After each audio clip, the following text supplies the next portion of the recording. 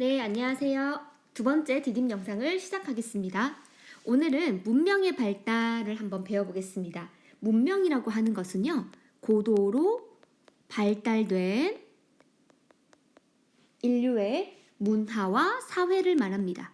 문화와 사회를 말합니다. 이런 문명이 발달되기 위해서는 사람들이 모여야겠죠. 그래서 사람들이 모여서 이런 문화와 사회를 발달시키는 조건에는요, 네 가지가 있습니다.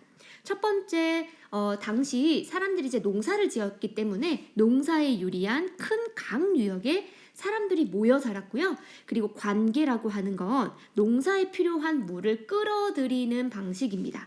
그래서 인공적으로 물을 끌어오는 시설, 우리가 관계라고 하는데요. 그래서 농업이 더 발달될 수 있었고, 이 농사가 발달되면 생산력이 증가되겠죠.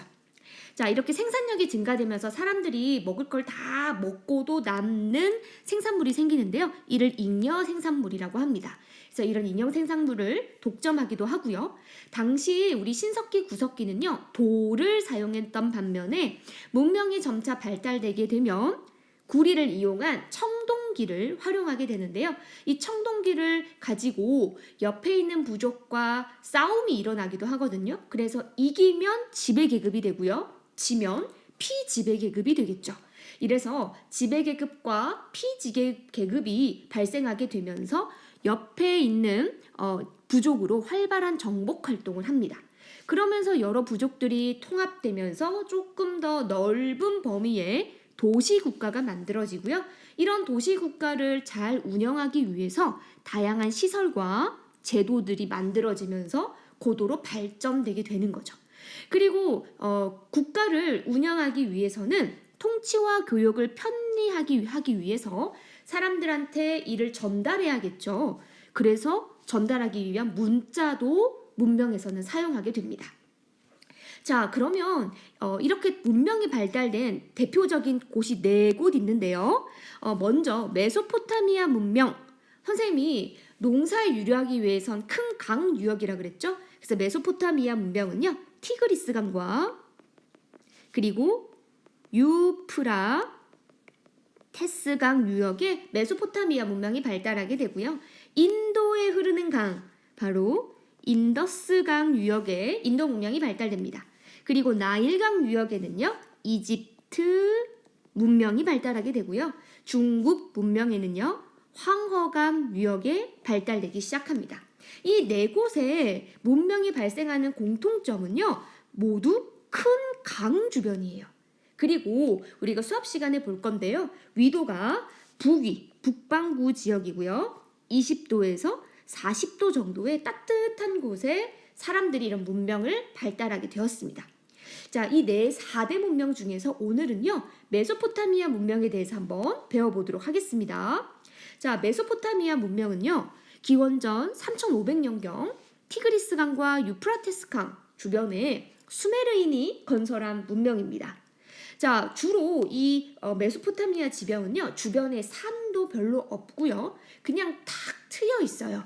그래서 개방적인 형태입니다. 그러다 보니까 외부에 침입을 받기에 굉장히 유리하겠죠. 그래서 잦은 침입이 있었어요. 자, 그리고 이 메소포타미아 지역은요, 잦은 침입이 있다 보니까 이 도시 문명을 유지하기 위해서 다양한 신들에게 기도를 했고, 이 다양한 신들에게 기도하는 신전을 우리는 지구라트라는 걸 건축을 했습니다. 그리고 다양한 침입들이 발생하고 있기 때문에 그 미래 세계, 죽은 이후의 세계를 우리가 내세라고 하거든요. 죽은 이후의 세계보다는 지금을 훨씬 더 중요시 여겨야겠죠. 왜? 지금 살아남아야 되니까. 그래서 내세보다는요, 현실 세계, 현세를 훨씬 더 중요시 여깁니다. 그 현실 세계를 중요시 여긴 증거가 바로 길가메시 서사지라는 문구가 있는데, 이는 우리가 수업 시간에 조금 더 보기로 해요. 자, 그리고 문명의 발달에 중요한 건 문자가 있다 그랬죠. 그래서 메소포타미아 지역은요, 점토판을 파가지고 글자를 남겼는데 이를 쐐기 문자라고 합니다. 쐐기 문자를 기록했고요.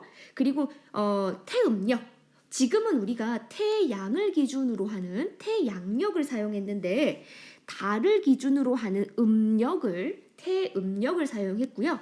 이 60진법을 사용했습니다. 이 60진법은 60이 되면 그 다음으로 넘어가요. 우리가 1에서 9까지 한 다음에 10으로 넘어가죠. 이건 10진법이에요. 그런데 우리 시간은요. 1에서 59까지 한 다음에 뭐로 넘어가나요? 60으로 넘어가죠.